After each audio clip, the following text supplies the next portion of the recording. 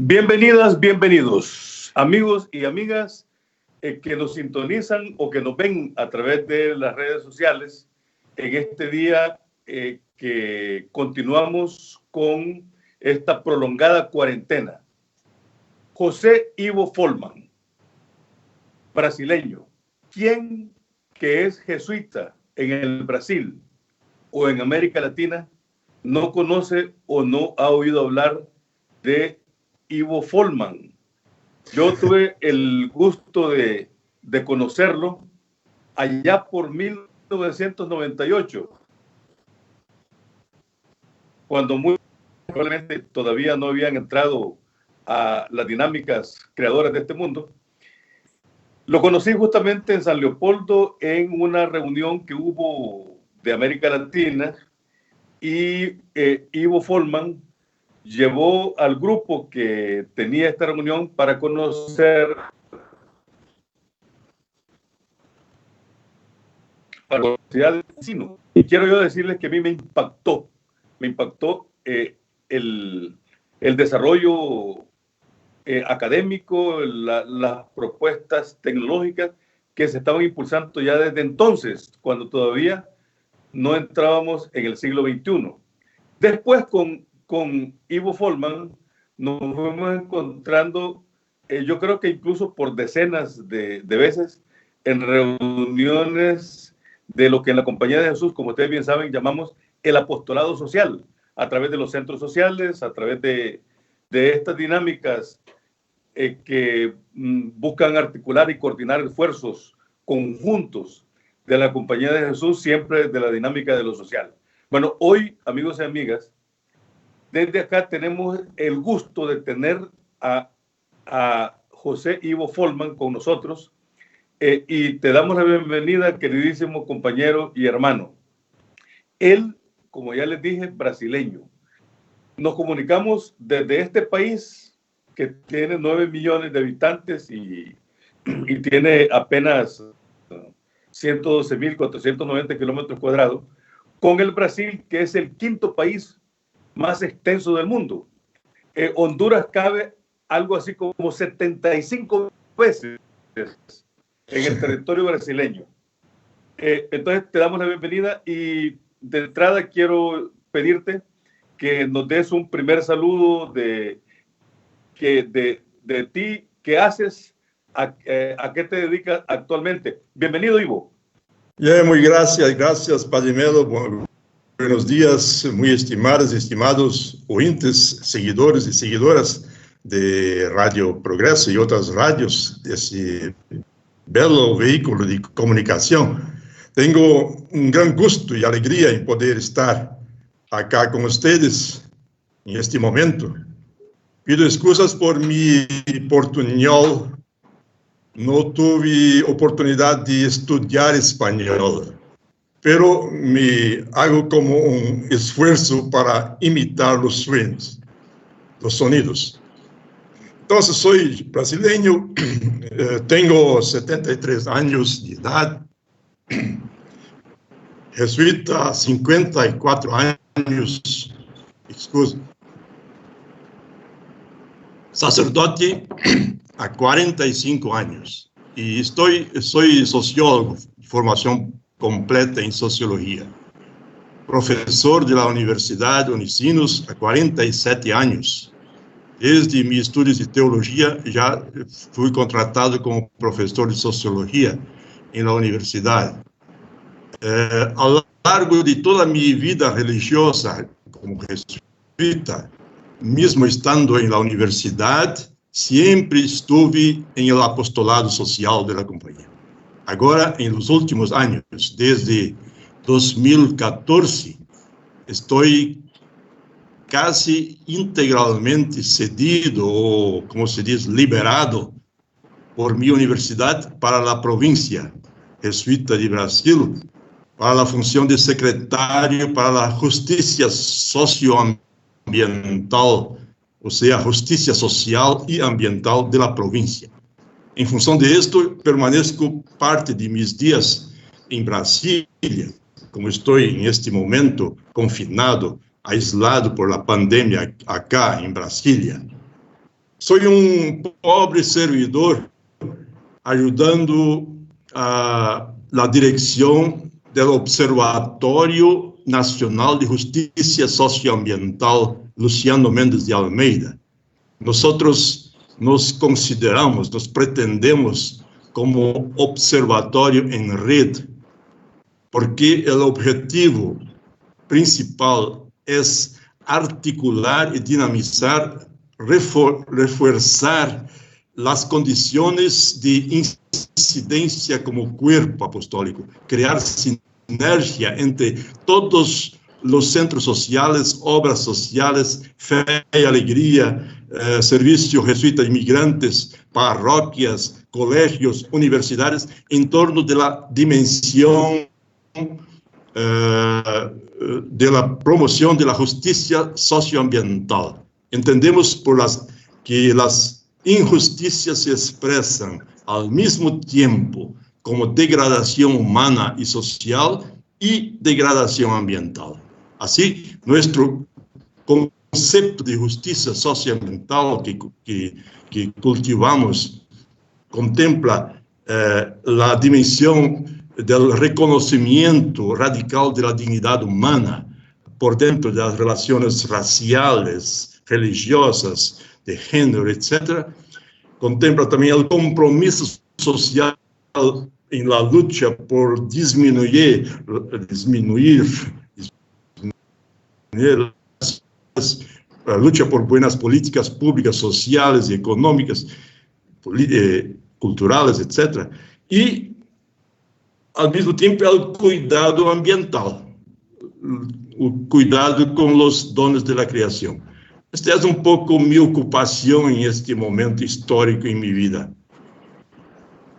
Bueno, muchas gracias. Menos mal, Ivo, que no aprendiste el español en una escuela, porque si así como hablas, barres con los que hemos aprendido español por la claridad con la que hablas, ya me imagino cómo sería si hubieses aprendido el idioma castellano en una escuela.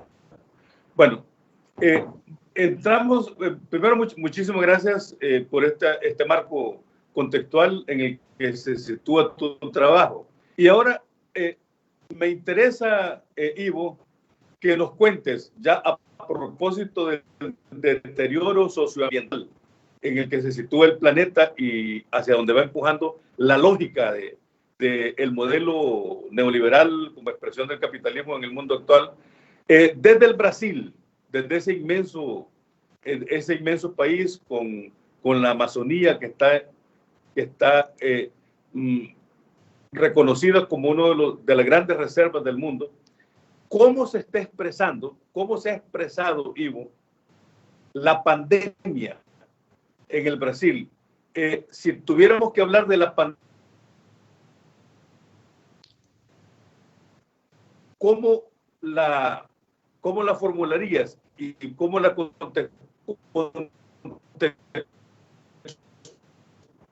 sí. La información y valoración de quienes te estamos viendo y escuchando? Sí, Brasil, sí.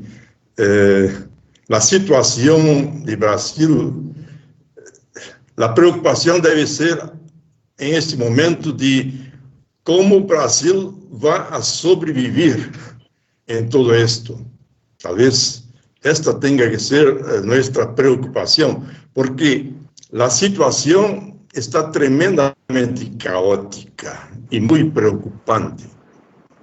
La pandemia llega al Brasil en un momento de una crisis política seria, económica, social y cultural muy grave, y que viene se desenhando en el país a lo largo de los últimos 5 o 7 o más años. No tengo cómo entrar en detalles acá en todo esto, pero el actual presidente, con gran apoyo, un clima de total desacreditación popular, com relación a los políticos, a la política en sí. Pero el paradojo es que Bolsonaro, Jair Messias Bolsonaro, que es un ex-capitán del ejército, que se presentó como externo a la má política, ha sido uno de los peores políticos en una larga carrera de casi 30 años de político inexpresivo, ¿no? Los peores que se puede imaginar. Desconocido en la obscuridad. Los 3 hijos más mayores también tienen la política como su carrera, su ganapán.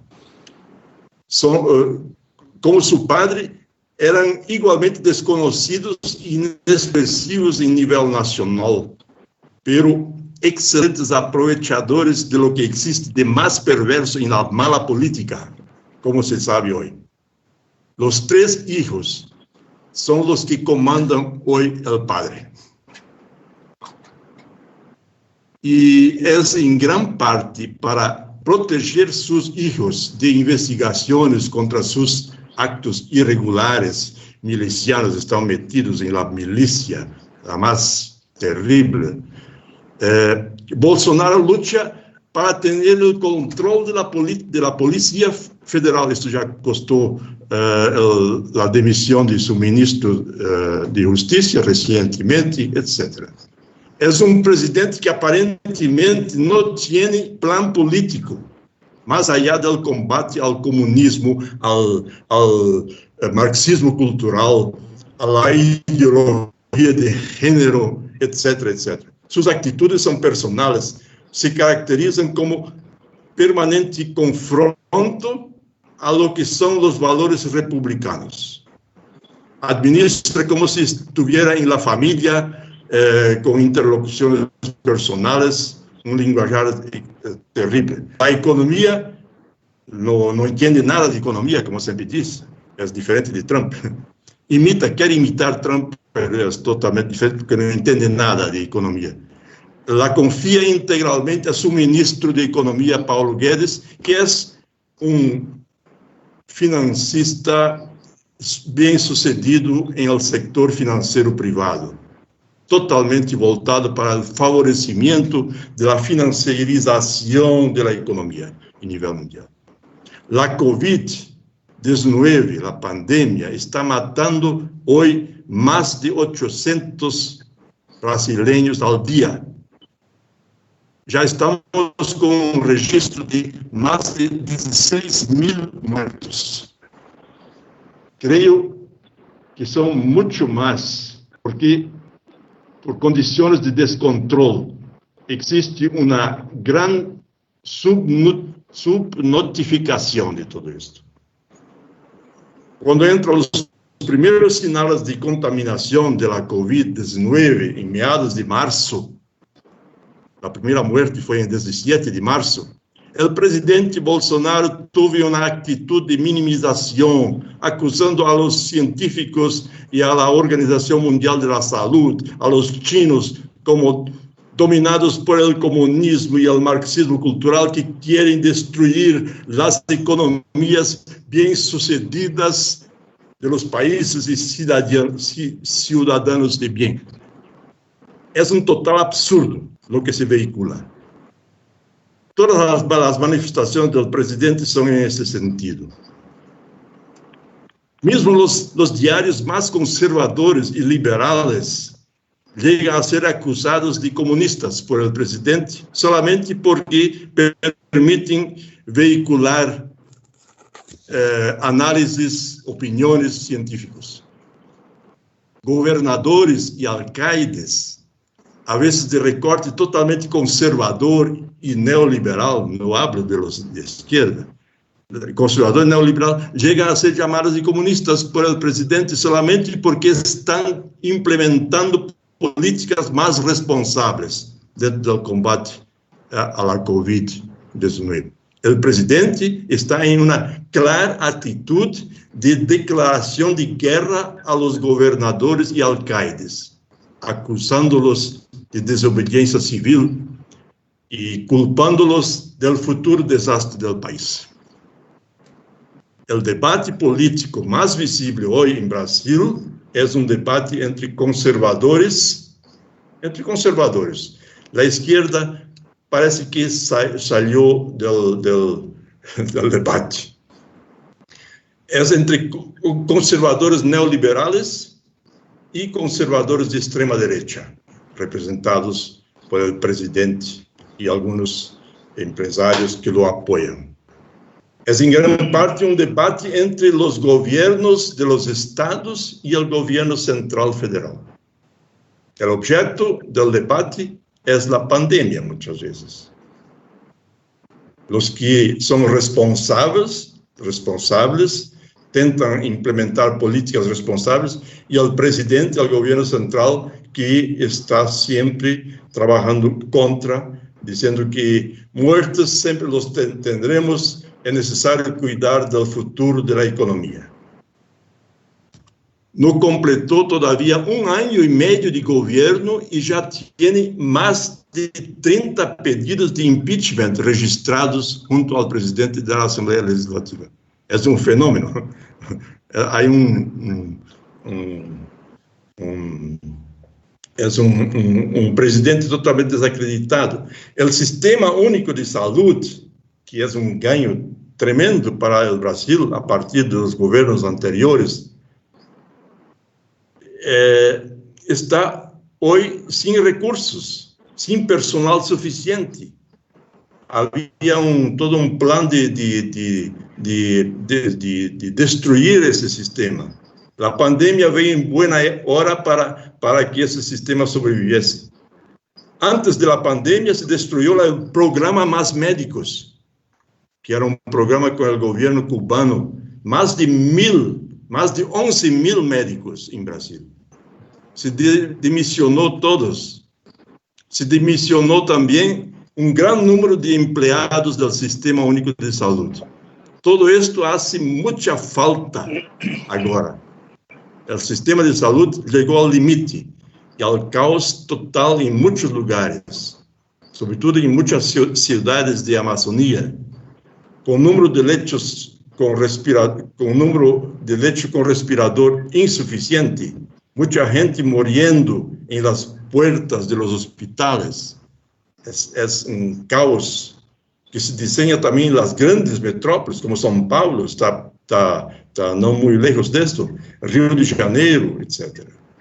Es sobre todo la situación de los más pobres. Los que más serán los atingidos son los pueblos indígenas, que siempre fueron las víctimas a lo largo de 500 años de este tipo de contaminación de fuera. Y los afrodescendientes, que son la gran mayoría de la población de Brasil, y que son la gran mayoría de la población pobre en Brasil. El gobierno quería ofrecer una ayuda emergencial de R$200, $33 al mes, durante 3 meses. Con la presión de las organizaciones, los movimientos, junto al Parlamento, fue aprobado la ayuda emergencial de R$600, o sea, $100 al mes, para 3 meses. Ya se pasan 2 meses y muchos todavía no recibieron los R$600. Imagínense la situación de hambre. Son en torno de 70 millones de personas con derecho a esta ayuda emergencial, pero tal vez la mitad aún todavía no recibió. La gran campaña ahora del gobierno es: no puedo continuar por mucho tiempo pagando. Todavía no está pagando. Vamos a quebrar el país y todos van a morir de hambre.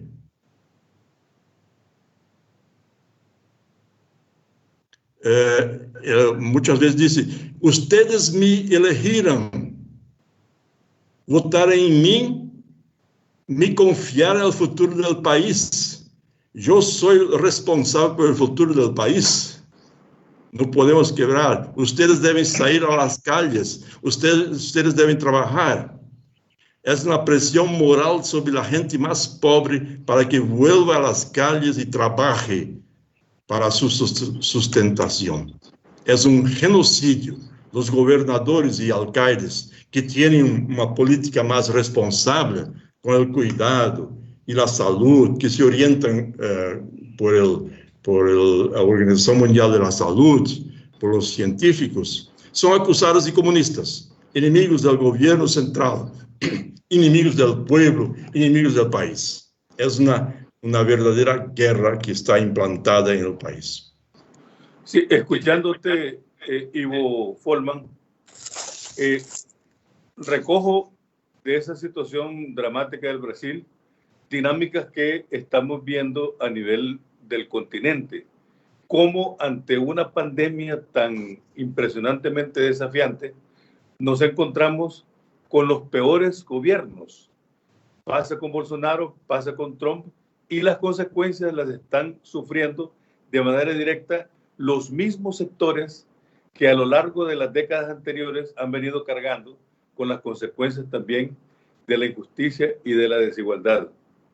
Así que esta rápida mirada del Brasil creo que nos ayuda a ponernos en plena sintonía con un continente que ha elegido o hemos elegido a los peores gobiernos, supuestamente porque hemos rechazado a los políticos y de la política, acabamos eligiendo a los peores políticos, como es el caso de Bolsonaro y así como lo acabas de anotar.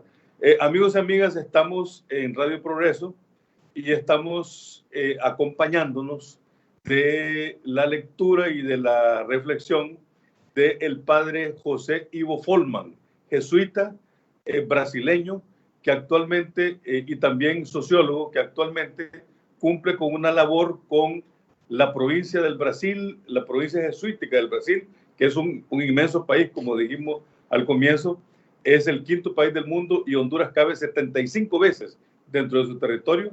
Él cumple la misión de coordinar toda la parte del apostolado socioambiental de todo el Brasil.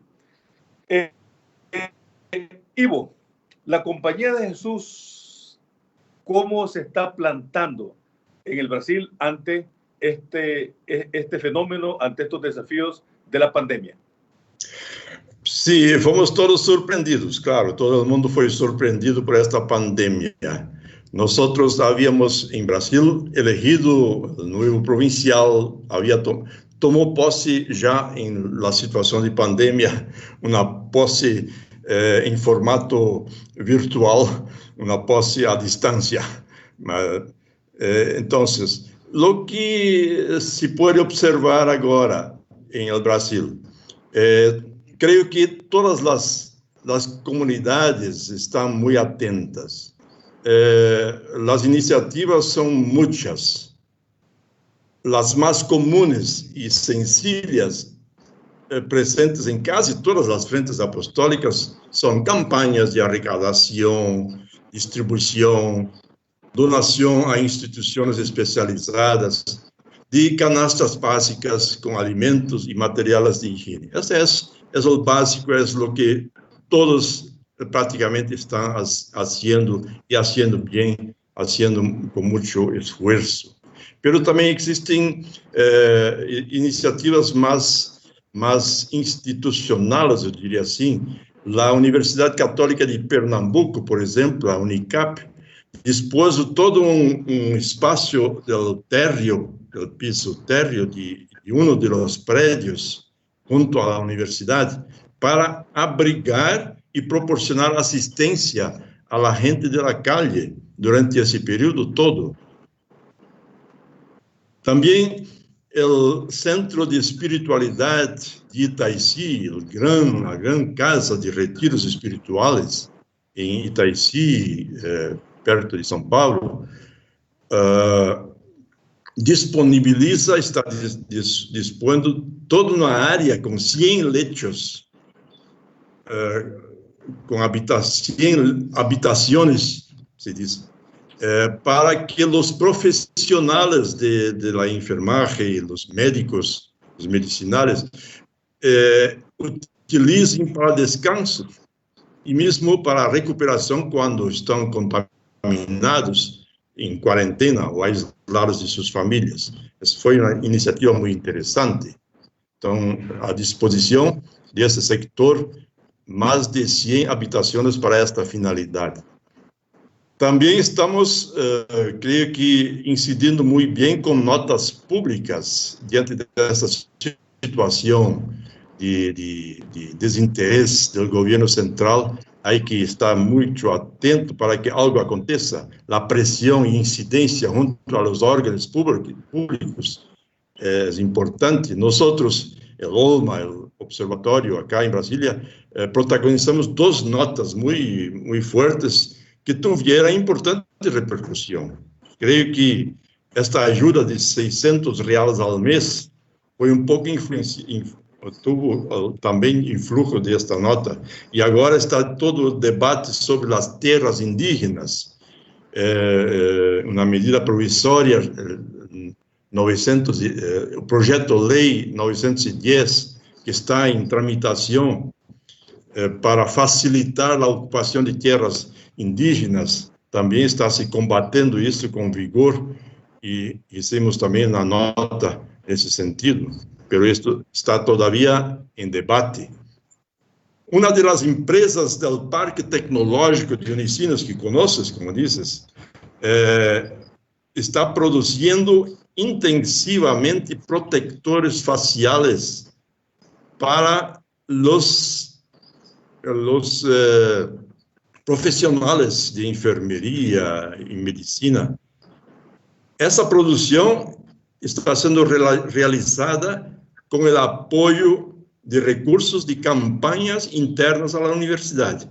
Os próprios integrantes da comunidade acadêmica estão contribuindo para que se pueda produzir para esta empresa esses protetores faciais. É um trabalho muito interessante. As atividades agora da companhia, de todas as instituições da companhia, claro que foram interrompidas. Há 2 meses estamos, e isto vai estender-se por mais tempo, claro. Muito está sendo feito em distância, atividades escolares, acadêmicos.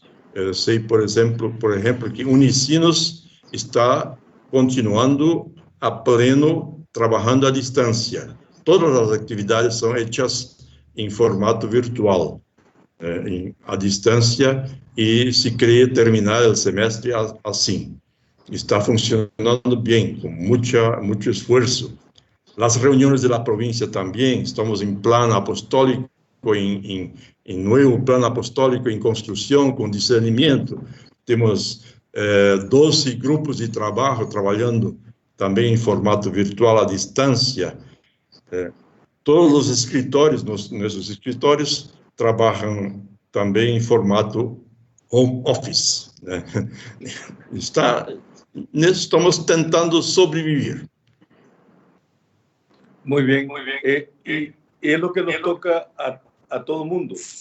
Aquí se está poniendo a prueba el desarrollo tecnológico y cómo ponerlo al servicio de la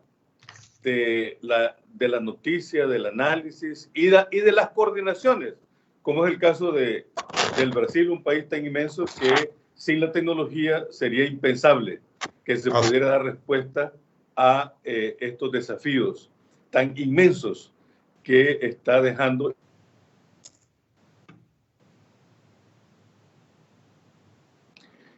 Finalmente, querido Ivo, finalmente, el Ivo Folman, que es creyente, que es jesuita, que es sociólogo, que es un ser humano, ¿dónde Ivo Folman alimenta su esperanza en estos tiempos de Bolsonaro, en estos tiempos de pandemias y en estos tiempos de deterioro socioambiental?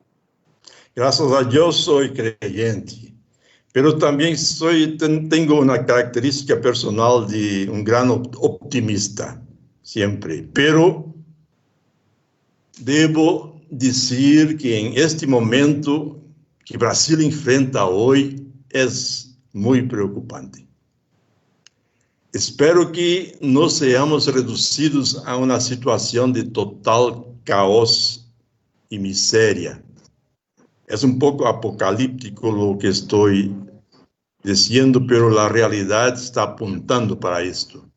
Estoy rezando para que Brasil sea liberto de esa aventura política caótica en que está involucrado, absurda, que estamos viviendo. Estamos entregues a manos de un loco que no es inteligente, un loco que es totalmente despreparado. Que Brasil también, junto con todo el mundo, aprenda la lección de la pandemia. Creo que la pandemia está trayendo una gran lección para la humanidad como un todo. O sea que la economía, la política, la organización social, la sociedad y mismo la cultura sean reinventadas con nueva organización garantizadora de sostenibilidad e inclusión, atención a la dignidad de todos, con la tecnología nueva de regeneración del ambiente, con condiciones claras de colocar freno en el proceso universal de aumento de desigualdades. Que volvamos a aprender de los ancestrales de nuestros pueblos originarios, la cultura del bien vivir. Que tengamos fuerzas como jesuitas para incidir para esto, tanto a nivel de la producción de conocimiento, como a nivel del influjo, presiones, influencias prácticas en los procesos de decisión social, política, económica, y también en nuestro cotidiano, en nuestro modo de vivir en la sencillez del día al día, viviendo una cultura del cuidado, que seamos cuidadores de las personas, de la sociedad y del ambiente. Esta es mi utopía y mi esperanza. Muchísimas gracias, Ivo, por dejarnos estas últimas palabras de aliento, estas últimas palabras utópicas y estas últimas palabras como para alimentar.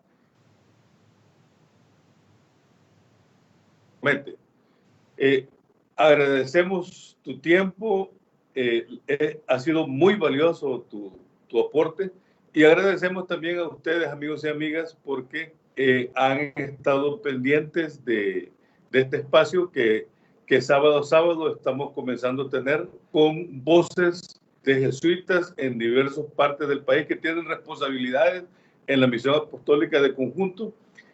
Hoy hemos tenido a José Ivo Folman del Brasil con una responsabilidad para todo el país socioambiental.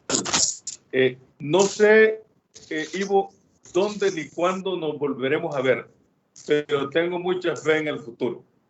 Muchas gracias, queridísimo hermano. Hasta pronto. Hasta pronto. Buen día.